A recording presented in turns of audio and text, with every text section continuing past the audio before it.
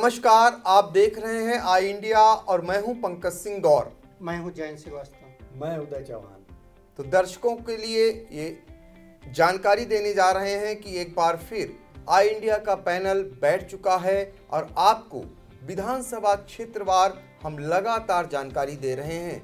हम आपको बता रहे हैं कि किस विधानसभा क्षेत्र में अब तक का वहां का राजनीतिक इतिहास क्या रहा है। हम आपको यह भी जानकारी दे रहे हैं कि वहां की समस्याएं क्या हैं और यह भी बता रहे हैं कि कौन दल कितनी बार उस विधानसभा क्षेत्र में जीता, कितनी बार कौन सा विधायक बना और जातीय समीकरण क्या है, ये भी हम जानकारी आपको पहुंचा रहे हैं। तो पूर्व में आई इंडिया आपको बता चुका है सदर विधानसभा क्षेत्र के बारे में, सिधौली विधानसभा क्षेत्र के बारे में और बिस्वा विधानसभा क्षेत्र के बारे में, और इसके बाद लहरपुर विधानसभा क्षेत्र का हाल भी हम पूर्व में आपको बता चुके हैं। आज बारी है हरगांव विधानसभा क्षेत्र की। आज़ादी बाद अगर देखें तो सबसे कम बार विधानसभा का चुनाव इसी विधानसभा क्षेत्र में हुए हैं, यह भी हम आपको बताएंगे। फिलहाल यहाँ के राजनीतिक इतिहास के लिए हम सीधे चलते हैं अपने सहयोगी जयंत श्रीवास्तव के पास और वो हमें बताएंगे कि आज़ादी के बाद से लेकर अब तक का वहाँ का राजनीतिक इतिहास क्या रहा है। देखिए, आपको बता दें कि आज़ादी के बाद से अब तक जो है यहाँ पे हरगांव विधानसभा सीट में 14 चुनाव हुए हैं और इसका जो पहली बार गठन हुआ है हरगांव विधानसभा का 1967 में हुआ है। तो यहाँ से 1967 में जनसंघ ने पहला खाता खोला है और यहाँ से एस राम पहली बार विधायक चुने गए हैं।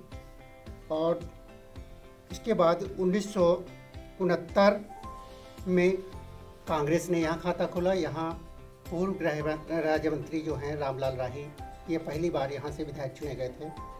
और उसके बाद 1974 में ये दोबारा रिपीट हुए, यहाँ से दोबारा विधायक बने। 1977 में जनता पार्टी ने के गोकरण प्रसाद विधायक चुने गए। 1980 में परागीलाल चौधरी कांग्रेस से।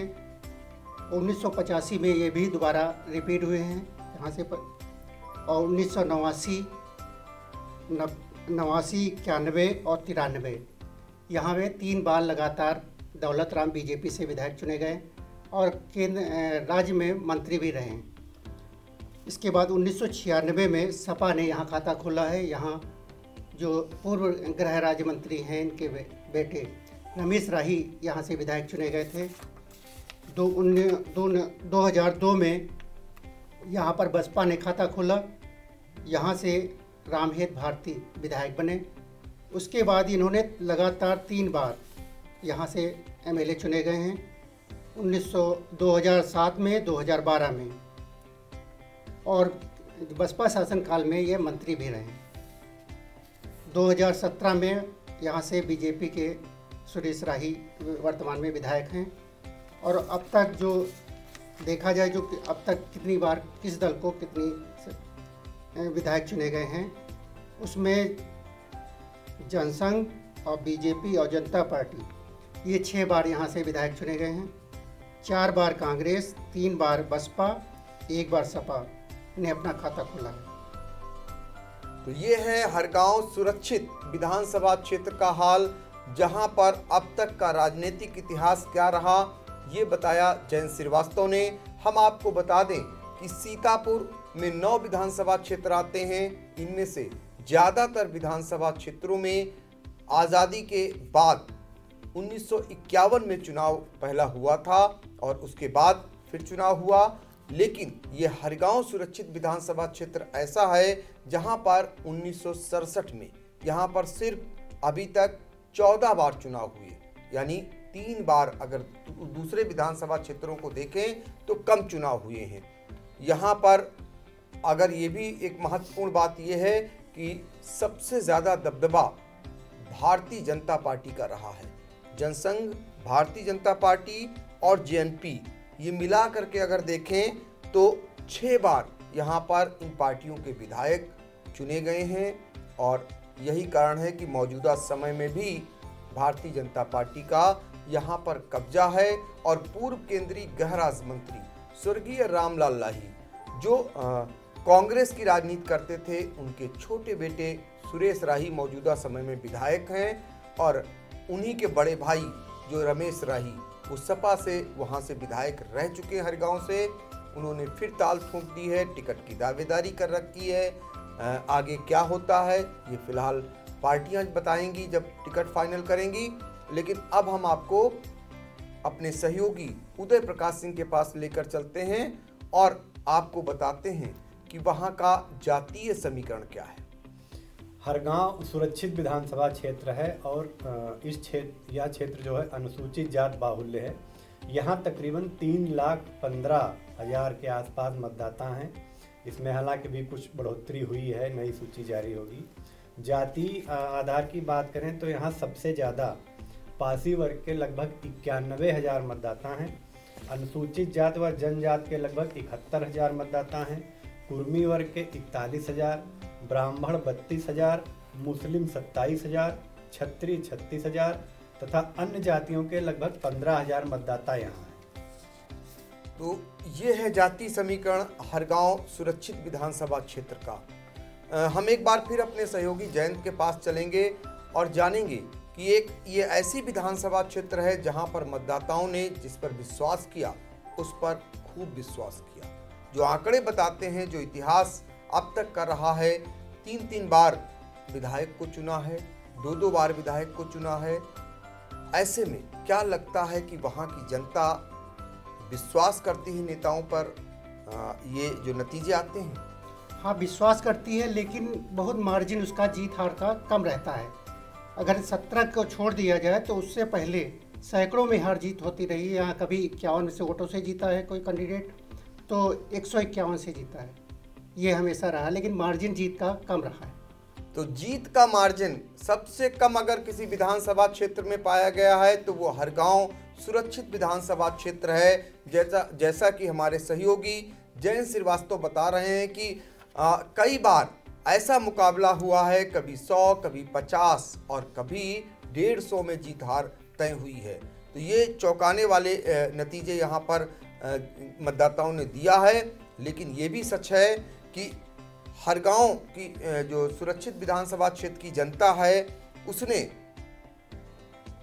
2 बार रामलाल लाही को चुना है। उसके बाद उनके बड़े बेटे को यानी रमेश राही को समाजवादी पार्टी से विधानसभा भेजा है और जब छोटा बेटा कमल लेकर पहुंचा तो उसे भी चुना है। और रामहेत भारती जो कैबिनेट मंत्री रहे, बसपा के वरिष्ठ नेता माने जाते हैं, 3 बार उन्हें भी हाथी पर सवार करा के विधानसभा पहुंचाने का काम वहां की जनता ने किया है। इसके अलावा बहुत ही मृदुभाषी भारतीय जनता पार्टी के नेता माने जाते थे, मिलनसार माने जाते थे, बड़ों की इज्जत ऐसा करते थे कि हर आदमी उनका कायल हो जाता था। वो थे स्वर्गीय दौलत राम जो मंत्री भी रहे हैं प्रदेश सरकार में। उन्हें भी 3 बार जनता ने जिताने का काम किया है। तो ये हरगांव क्षेत्र की जनता है जिसे अपनाती है, बेटे को भी जिताती है यानी बेटों को भी जिताती है और पिता को भी जिताती है। इसके अलावा जिसे अपनाती है उसे बनाए रखती है। तो हम फिर एक बार अपने सहयोगी उदय प्रकाश सिंह के पास चलेंगे कि हरगांव विधानसभा क्षेत्र में जो वहाँ का जाति समीकरण आपने बता दिया, अगर समस्याओं पर नज़र डालें और ऐसे मामले जो मुद्दे बन सकते हैं वो कौन कौन से हैं? हरगांव विधानसभा में शिक्षा का क्षेत्र भी शिक्षा के क्षेत्र में पिछड़ा है भी। यहाँ पर राजकीय कन्या इंटर कॉलेज और डिग्री कॉलेज की मांग दशकों पुरानी है, लेकिन अभी तक ये मांग पूरी नहीं हो पाई है। सूर्यकुंड तीर्थ वहाँ का जो प्रसिद्ध धार्मिक स्थल है उसका समग्र विकास अभी तक नहीं हो पाया है, ये भी मांग काफ़ी पुरानी है। वहाँ पर ITI और पॉलिटेक्निक की मांग भी पुरानी है, लेकिन अभी तक इस दिशा में भी कोई सार्थक पहल नहीं हुई है। यहाँ चूँकि हरगांव नगर पंचायत है और काफ़ी आबादी वहाँ पर है, एक भी बारात घर नहीं है, तो बारात घर की मांग भी यहाँ पर लगातार समय समय पर उठती रहती है। गन्ना किसानों, चूँकि यहाँ एक चीनी मिल स्थित है हरगांव में, तो गन्ना किसानों को पर्ची की समस्याएं लगातार बनी रहती है, उनको समय पर पर्ची न मिलना, ये समस्या लगातार बनी रहती है। चुनाव में ये मुद्दा भी बनता है, लेकिन आज तक ये समस्या दूर नहीं हो पाई है। खेल के लिए स्टेडियम नहीं है। मंडी समिति हरगांव के नाम से है तो, लेकिन वो लालपुर में बना हुआ, जो वहाँ से काफ़ी दूरी पर है। तो हरगांव में मंडी समिति की मांग भी अब जोर पकड़ने लगी है। इसके अलावा जब मिल चालू होती है हरगांव की, तो कस्बे में जाम की एक समस्या बहुत बड़ी उत्पन्न होती है। लगातार जब तक मिल चलता है, मुख्य मार्ग पर जाम से लोग जूझने को मजबूर रहते हैं। ये समस्या भी अभी तक दूर नहीं हो पाई है। इसके अलावा हरगांव में रोडवेज बस स्टॉप नहीं है, ये मांग भी काफ़ी पुरानी है। तो ये प्रमुख समस्याएं वहाँ पे हैं। तो हरगांव सुरक्षित विधानसभा क्षेत्र में क्या क्या समस्याएं हैं जो वर्षों वर्ष से वहां पर बनी हुई हैं? तमाम सरकारें आईं और चली गईं, वहां की जनता ने उन्हें चुना, जिनकी सरकार भी बनी, लेकिन बावजूद इसके समस्याएं दूर नहीं हो सकी।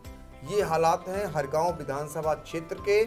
और हम आपको बता दें कि वहां 2017 में चुनाव नतीजे क्या रहे थे, इसके लिए हम फिर एक बार चलेंगे जयंत श्रीवास्तव के पास और वो बताएंगे हमें 2017 में कौन कितने मतों से जीता था और कौन हारा था। यहाँ पे 2017 में सबसे ज़्यादा मत जो मिले थे बीजेपी के वर्तमान में विधायक हैं सुरेश राही को, इनको 1,01,680 मत मिले थे। और दूसरे नंबर पे रहे थे बसपा के रामहेत भारती, इनको 56,685 मत मिले थे। और तीसरे सपा के रहे थे मनोज कुमार राजवंशी, इनको 50,251। मतलब इनका देखा जाए तो 50,000 के आसपास इनकी जीत हुई थी। तो ये बड़ा जीत का अंतर बना था हरगांव में, जहां पर भाजपा के सुरेश राही ने करीब 54,000 वोटों से जीत दर्ज की थी।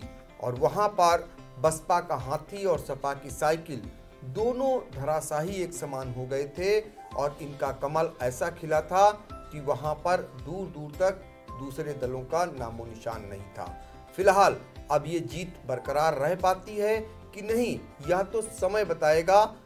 लेकिन वहां पर अगर देखा जाए तो मौजूदा समय में जो है टिकट को लेकर के वहां भी द्वंद्व शुरू हो गया है। भाजपा हो या सपा, काफ़ी दावेदार मैदान में सामने आ रहे हैं।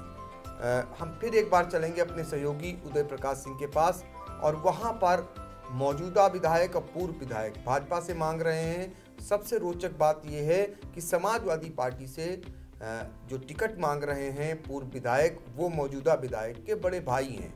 तो क्या कुछ वहां से निकल करके आ रहा है टिकट को लेकर?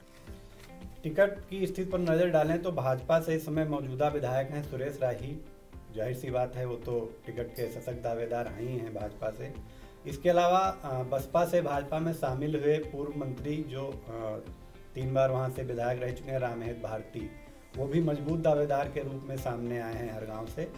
इसके अलावा निर्मल जीत सिंह राज का भी नाम सामने आया है और परमेश्वर भार्गव, ये इनकी भी चर्चा है भाजपा से। समाजवादी पार्टी की बात करें तो रमेश राही, ये पूर्व केंद्रीय गृह राज्य मंत्री स्वर्गीय रामलाल राही के बड़े बेटे हैं और एक बार वहां से सपा के टिकट पर विधायकी जीत चुके हैं। वर्तमान में जो भाजपा के विधायक हैं सुरेश राही, उनके बड़े भाई हैं ये।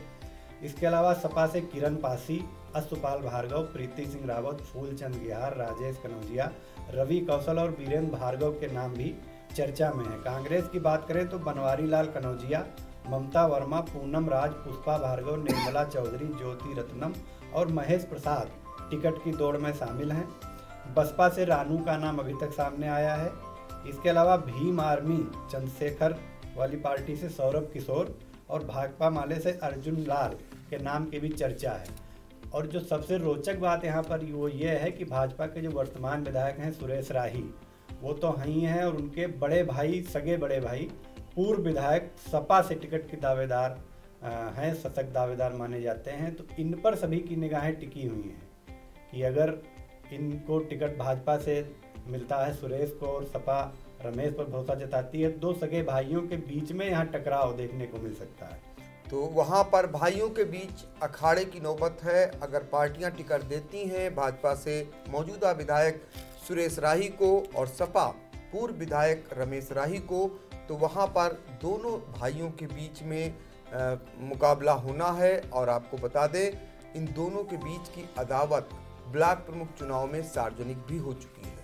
उस दौरान झड़प भी हुई थी और आपको बता दें कि पूर्व मंत्री रामहेत भारती पर दोनों पार्टियां नजर गड़ाए हुए हैं। भारतीय जनता पार्टी और समाजवादी पार्टी भी।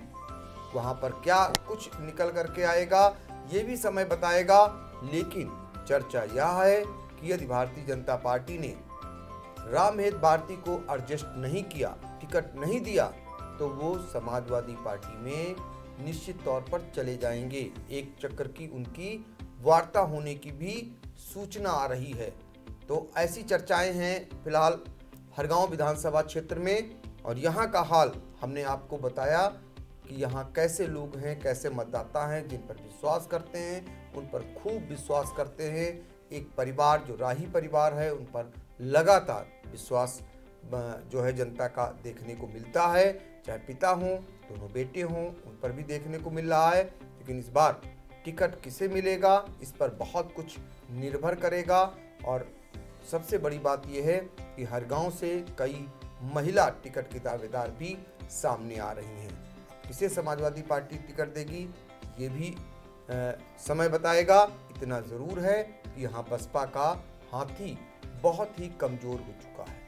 जहाँ पर 3 बार बसपा से रामहेत भारती ने झंडा फहराया, सरकार में कैबिनेट मंत्री भी बने, और उनके भाजपा में आने के बाद पूरी तरीके से जो बहुजन समाज पार्टी है वो कमज़ोर हो चुकी है। और उसका वोट पाने के लिए समाजवादी पार्टी भी और भारतीय जनता पार्टी भी जोर आजमाइश में लगी हुई है।